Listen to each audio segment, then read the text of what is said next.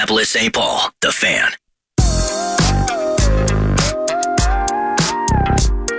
Get ready for a night of laughs with comedian and The Daily Show correspondent Ronnie Chang as he brings the Love to Hate It tour to the State Theater on March 8th. Tickets are on sale now, but you could win a pair on our contest page. Just head over to KFAN.com keyword contest to enter today. But now I take it all back, 'cause you gave me all your,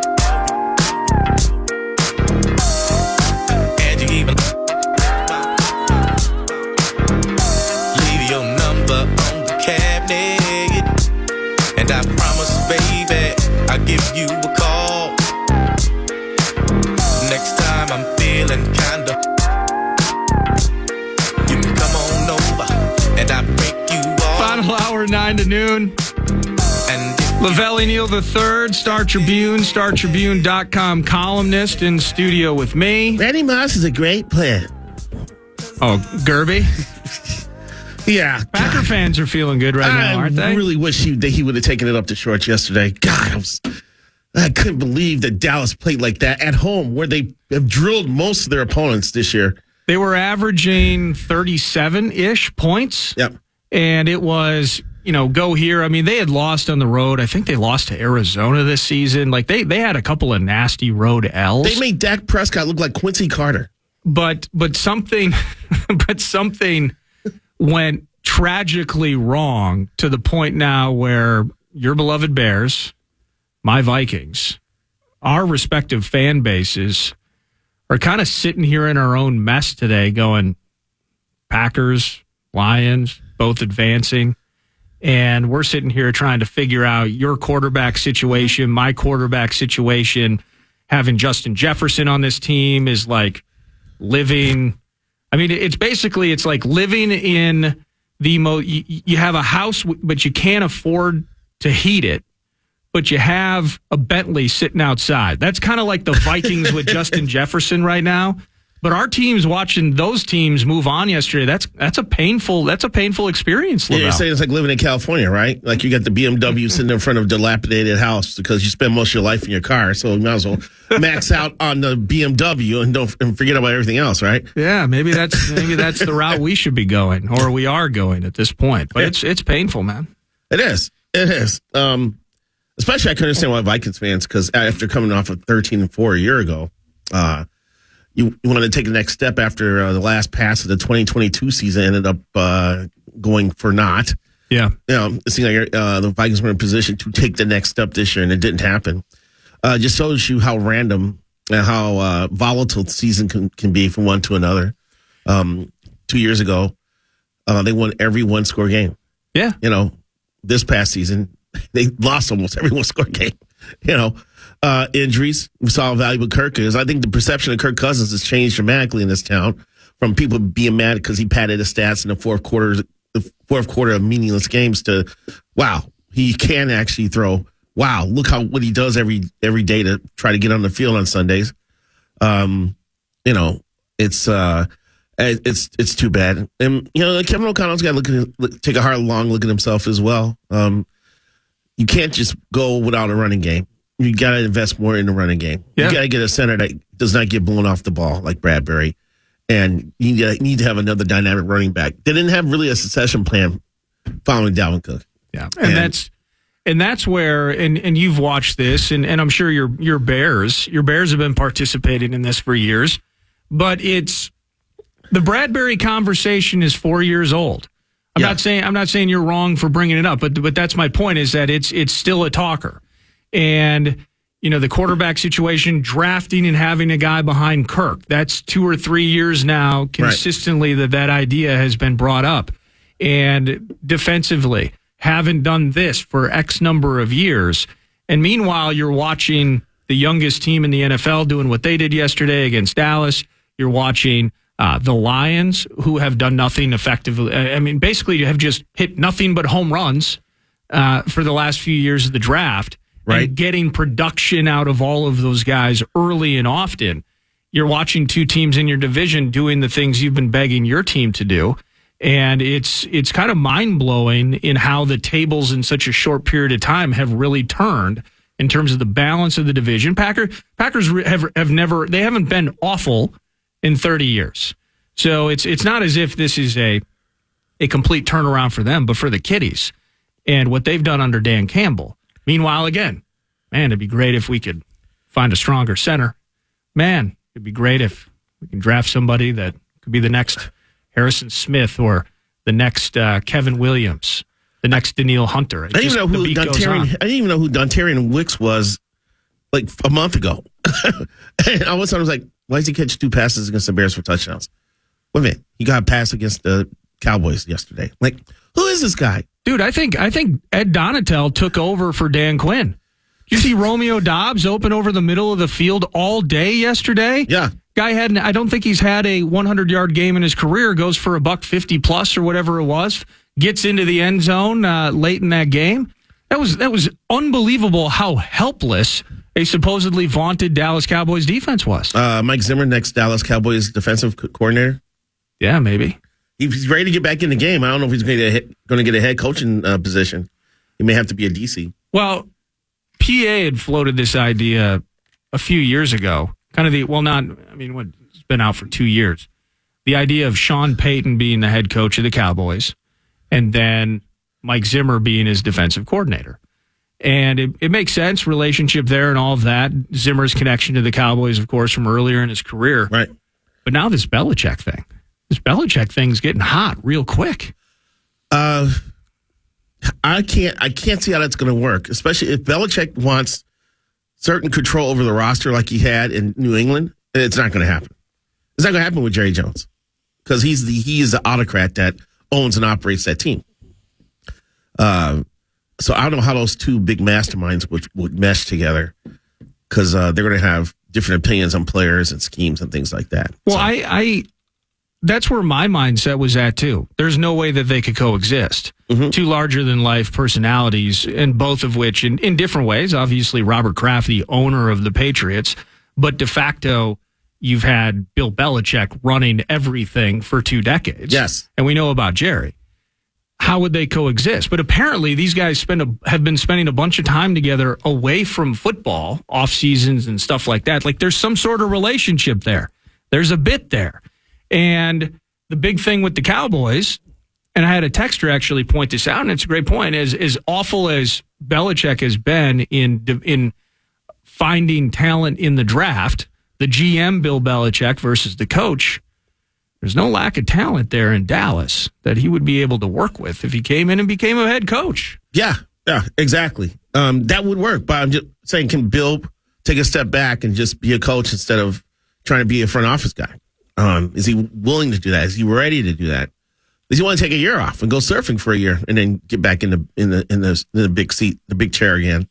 I don't know. So, but it is tantalizing to think about the possibility of one of the greatest coaches in NFL history going to one of the more recognizable sports franchises in the world, in the Dallas Cowboys. So it'd be quite a match.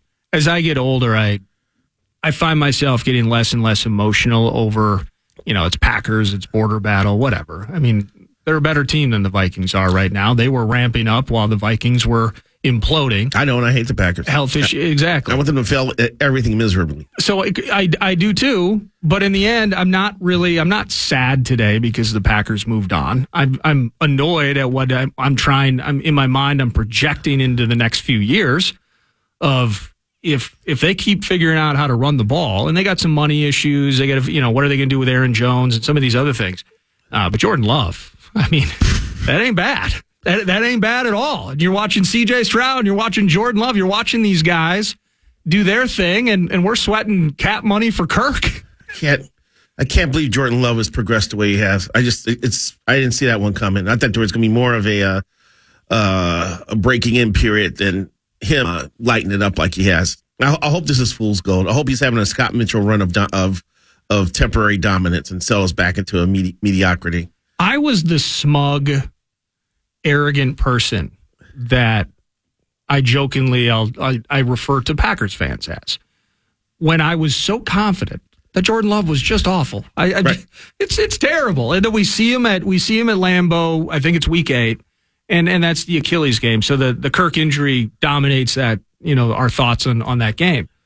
But he wasn't good. Jordan Love was not good, and Flores had him figured out. He looked terrible. Could not move the ball. Achilles happens. Turnover deep in the red zone. Defense keeps him out of the end zone. You get out with a 24-10 win. It's like, okay, good luck, LaFleur. Yeah. Good luck trying to figure that thing out. Any game that they're in, he's going to stretch. He's going to overthink a situation. He's going to make a mistake. That ain't the case. He was damn near perfect against the Cowboys. Damn near perfect against us. It's the royal us. It's right. Because I feel like I'm part of the team. The Vikings on New Year's Eve at U.S. Bank Stadium. That's going to be a problem. And he can still, I think, take those steps to get better, don't you? Yeah. The Bears gave the Packers a better game than the Cowboys did at home. Think about that. 17-9 was the season finale. Well, I wouldn't. At Lambeau. Hold on. Yeah. Okay, well, Justin Fields, as you want to talk about ramping up the Bears, and another way in which I was wrong. I'm very open to conceding that I don't see everything the right way. I was wrong about Montez Sweat. I thought Montez Sweat looked average. I thought he looked like he was languishing in Washington. And then he comes over there. Ryan Poles drafts him, trades for him. And I'm thinking, what another stupid move by Poles. Oh, you're going to give him 4 years at $100 million. He's been a badass. Yep. He's been fantastic for the Bears. Justin Fields fell off the map in that game. That was awful by Fields in that Bears offense. Yeah, it was awful. The question is, how come Washington didn't destroy everybody when they had Montez Sweat and Chase Young at each end of the defensive line? How do you not just dominate with those two guys? Yeah, that's crazy. Yeah. And now Chase is in San Fran. Yeah, he is. I think he's a free agent. The Bears may sign him. He is a rental. Yeah, and why not? Bears got a ton of cash. You got 1-9 overall. All we have to do is extend Jalen Johnson, the cornerback, and we don't have any big ticket things hanging over our head. The Justin Fields question is going to be interesting. I would run with him one more year. I'd do it. And I would go crazy. I would trade down from 1, then I would trade down from 9. And I would have 3 first-round draft picks sitting for me in 2025 in case the Fields thing doesn't work out. My goodness. But then you would get all kinds of draft capital, picks, young players come in, hopefully hit on a couple that become studs. If it doesn't work out with Fields next year, get your quarterback then. Well, how many times do you have two picks in the top 10? If it works out, it's unbelievable.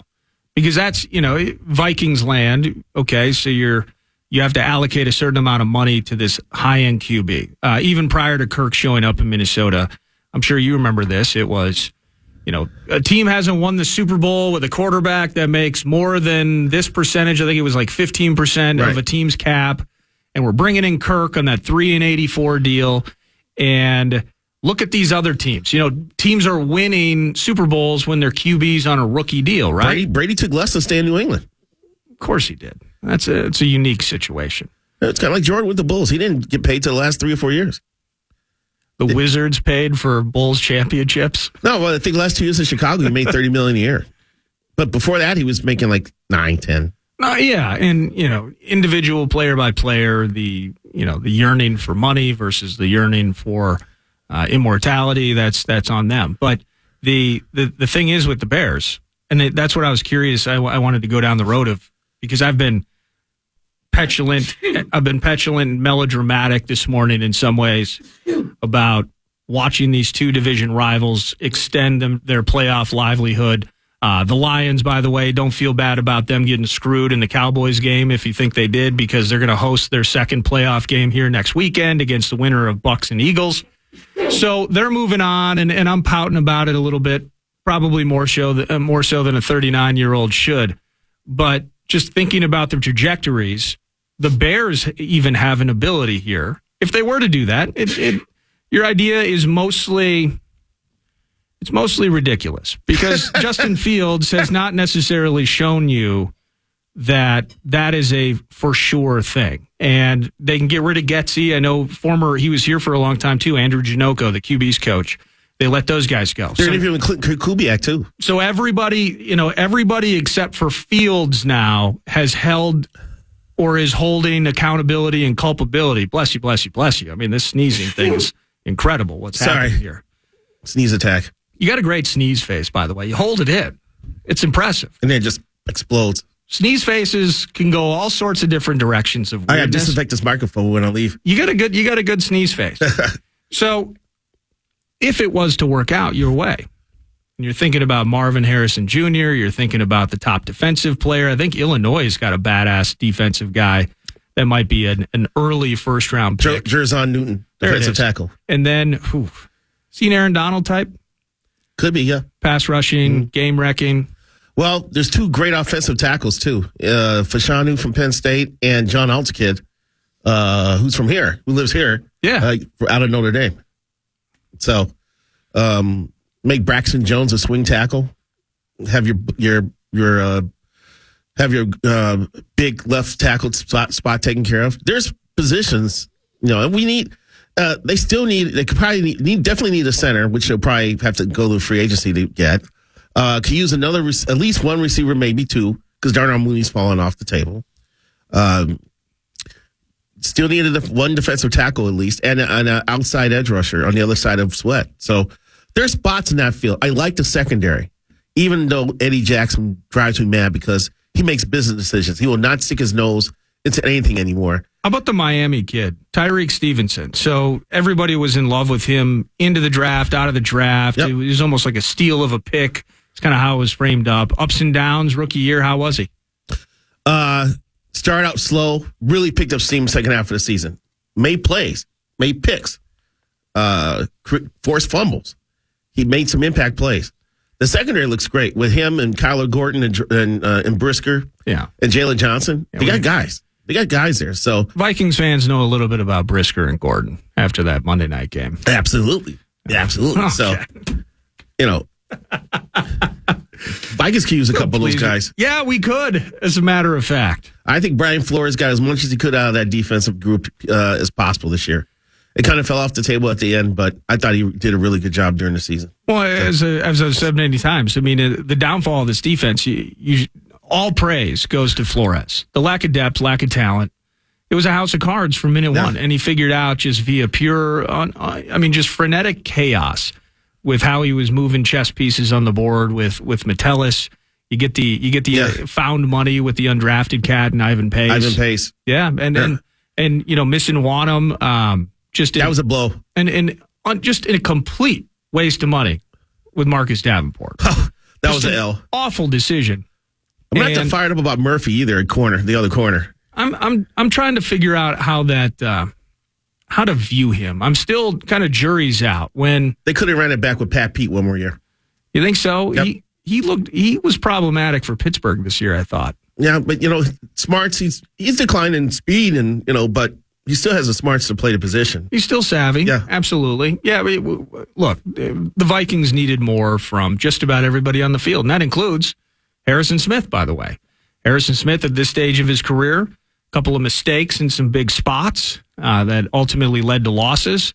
But that's where we're at when we have not drafted effectively on that side of the ball in nearly a decade. Your GM has not done a good job of building depth on that roster, both sides of the ball. How much can you dagger Kwesi at this point in time? Because the 2 years are glaring. Yep. But there's an aspect of this where he's also paying penance for the final years of Rick Spielman, who did just as bad. That's right. And so it's like 2 years in, fire the GM, et cetera, et cetera. I understand it because that 2022 draft in particular was abysmal. You can stick the knife in Kwesi's side. You can't plunge it totally through the ribcage and puncture a lung, but you can definitely jab it in his sides. He's had two bad drafts, and his free agent class last year sucked. Okay?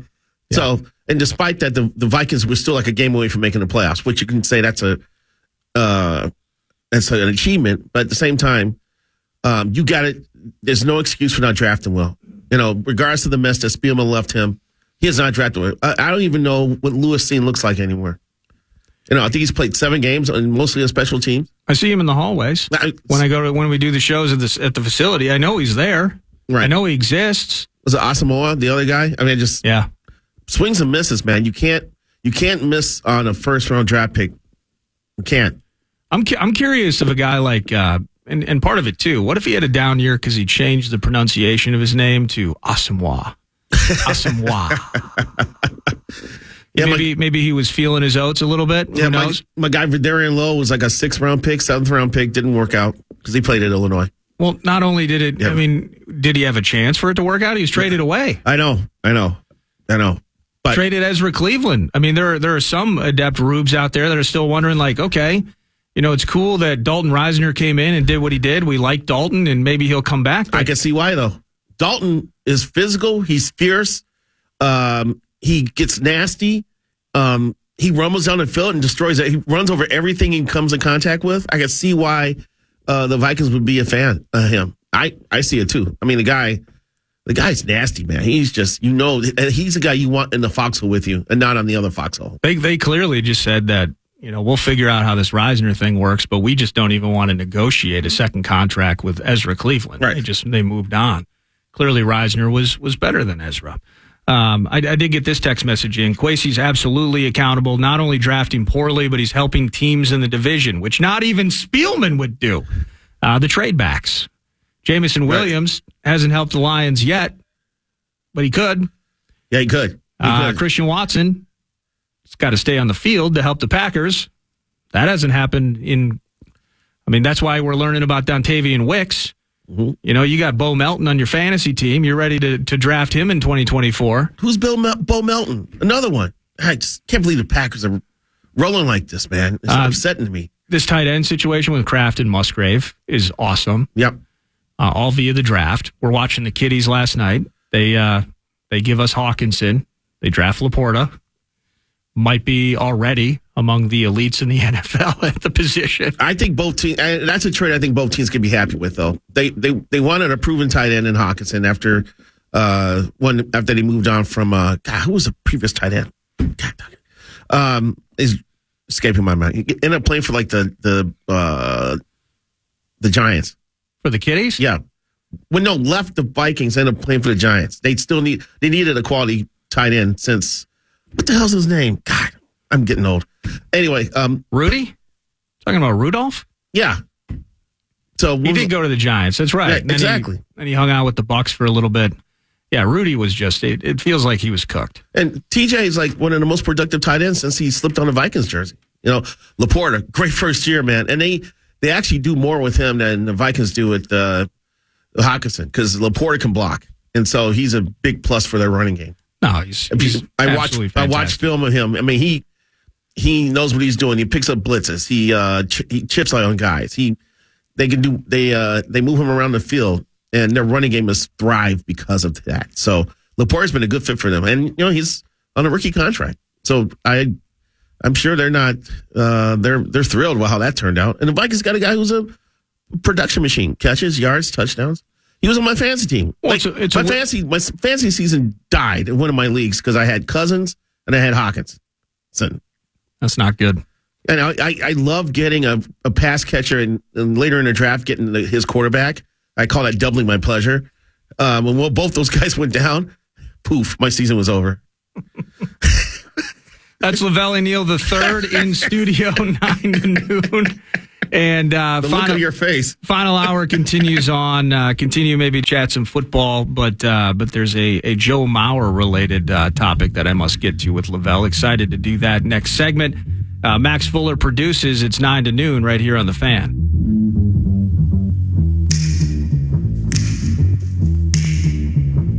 KFAN, the Fan.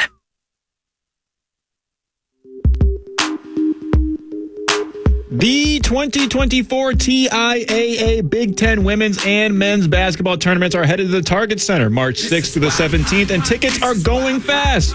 For more info and to purchase tickets, head to KFAN.com, keyword calendar. This is why I'm hot.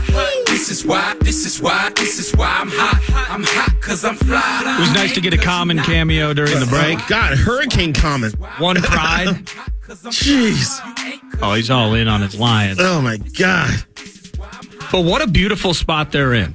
Now they need Green Bay to go to Santa Clara and figure out that whole thing. which I don't think they're going to. But the ability to host the winner of the Eagles-Bucks game today, they're going to host that game next weekend. And if the Packers were to beat the San Francisco 49ers to host an NFC title game, the city's on fire. Which could be against the Lions. Which you got Packers Lions NFC Championship game. Well, that's super bad for us, Lavelle. That's not good for us. Common asked, you asked Common about the great NFC North debate at the State Fair next summer. I mean, should the Vikings even be allowed to have a podium there? Is it just Lions and Packers? Yeah. Is that how it's going to work? Sinekin, Common. Because didn't the Bears and Vikings end up with the same record? No, the Bears end up 6-11. You were technically, you were worse in the division. No.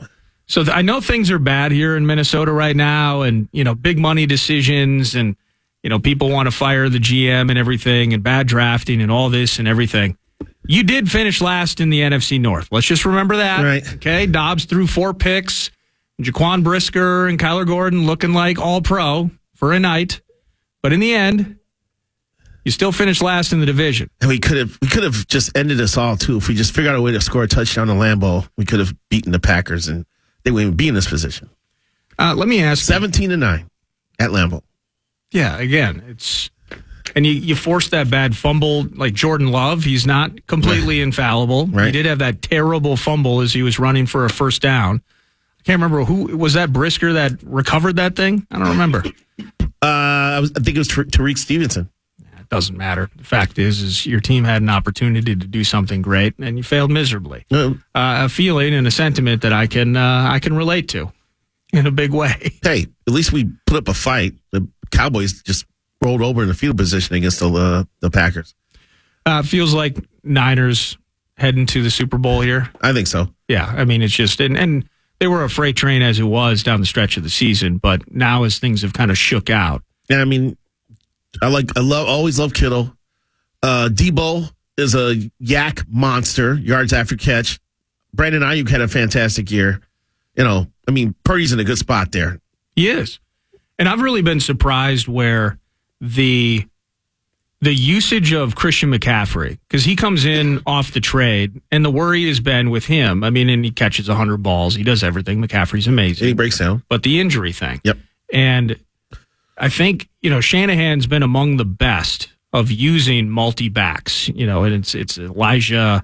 Why am I remembering? Not Hicks. Elijah, no, it's not Elijah Hicks. It's okay. He uses multiple backs while I try to pull my head out of the darkness here and remember simple names of Niners backs. But in some ways forced to. He's figured out how to keep McCaffrey healthy, use all of those weapons. You're paying the kid $700,000. It's got to be the Niners out of the NFC. How are you? We've talked about Lamar Jackson in the AFC side of things. Very mixed. And PA talks about, the Elijah Mitchell. There we go. Yeah. And before, back in the Matt Breida and Mostert days and those things. Kyle Juszczyk could play fullback. They have another young kid, too. I forget what his name Jeremy is. McNichols? No, it's not him. Jordan Mason. Jordan Mason. Yeah. There it is. Okay. But PA's talked to, Lamar can't throw, and it's been an issue at times throughout his career. There's no doubt about it. But I don't know still, about this year. That's the thing.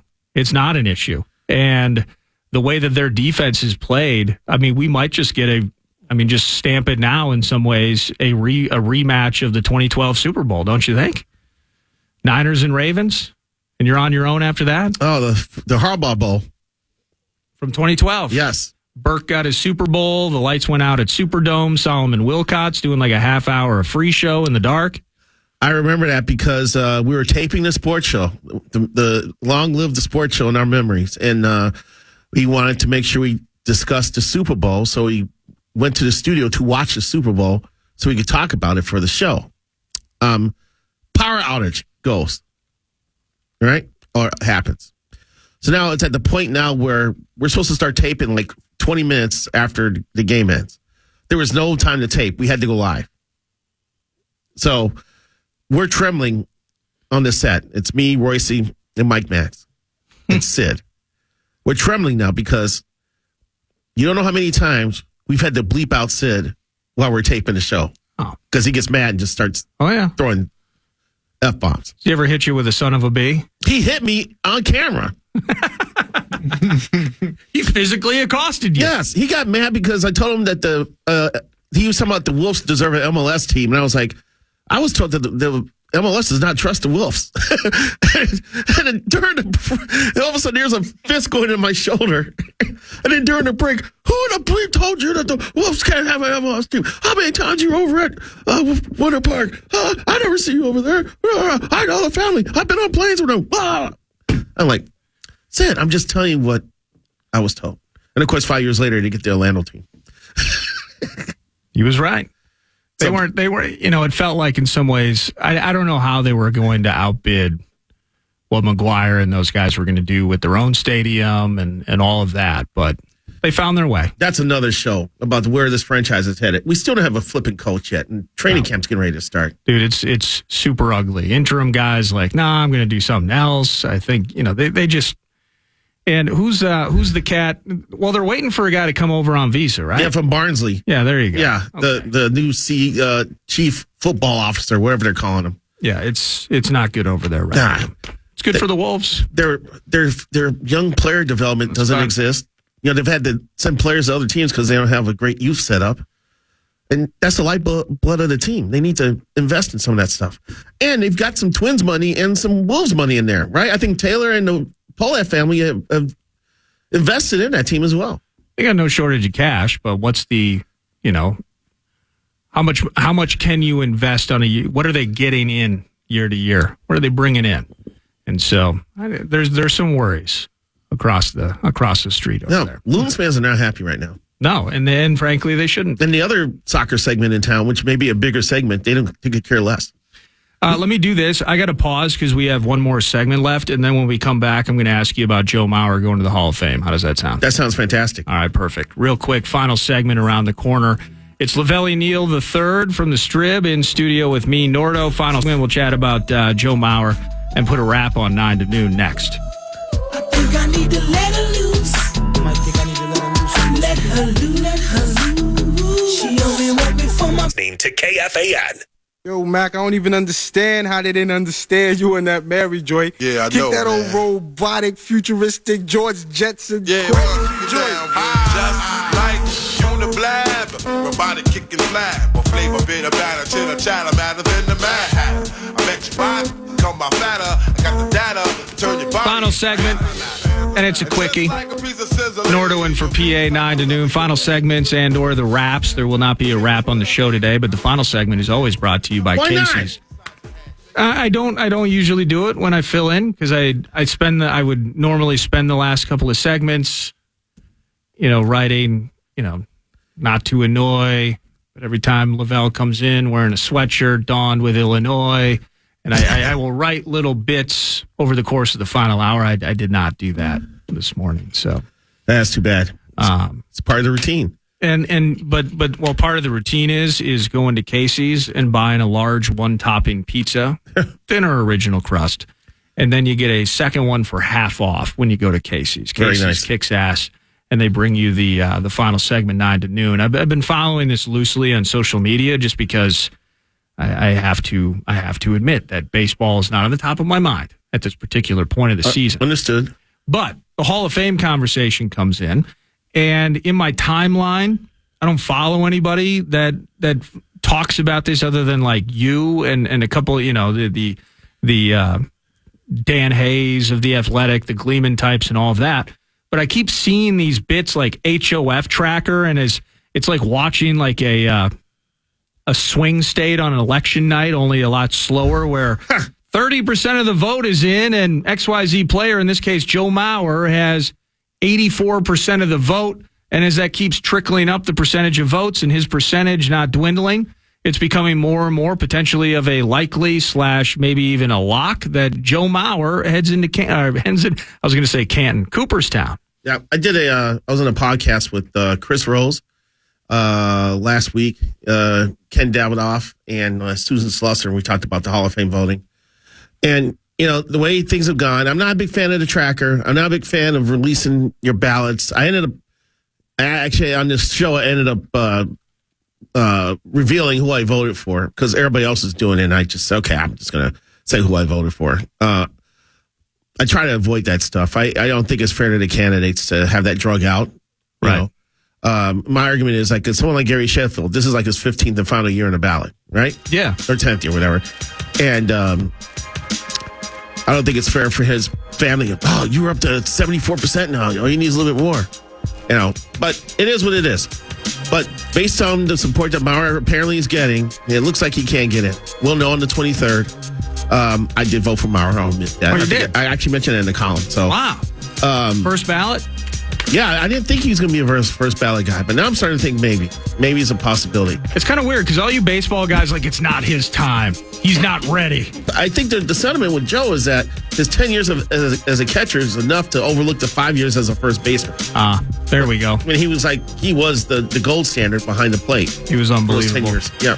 You were unbelievable. Thanks for hanging out with me today. St. Paul's unbelievable because if Joe gets in, that means Morris, Molitor, Winfield, Maurer, St. Paul guys. Hell yeah.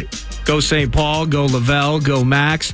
Thank you to everybody for joining today. Thank you for listening to 9 to Noon. The Grum is next. Have a great afternoon. You're listening to The Fan.